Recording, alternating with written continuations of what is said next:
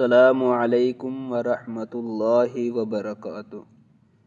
40 دن تکبیر اولیٰ کے ساتھ نماز پڑھنے کی کوشش کیجیے۔ سیدنا انس بن مالک رضی اللہ عنہ سے روایت ہے کہ رسول اللہ صلی اللہ علیہ وسلم نے ارشاد فرمایا، جس کا مفہوم ہے جو شخص 40 دن تک رضائے الہی کے لیے تکبیر اولیٰ کے ساتھ باجماعت نماز ادا کرتا ہے، اس کے لیے 2 براتیں لکھ دی جاتی ہیں، ایک جہنم سے برات اور دوسری نفاق سے برات۔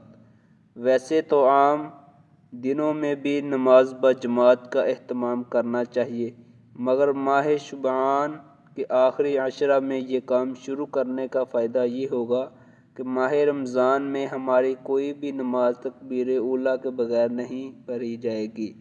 ہمارے سلف تو عام دنوں میں بھی اس کا بہت اہتمام کیا کرتے تھے، چنانچہ امام ابن ابی شیبہ رحمہ اللہ نے سیدنا سعید بن مسیب رحمہ اللہ کا قول نقل فرمایا، جس کا مفہوم ہے 3 سال سے مؤذن کے اذان دیتے وقت میں مسجد ہی میں ہوتا تھا۔ سبحان اللہ۔ ایک دوسری روایت میں ہے جس کا مفہوم ہے 40 سال سے ان کی کوئی باجماعت نماز فوت نہیں ہوئی۔ سبحان اللہ۔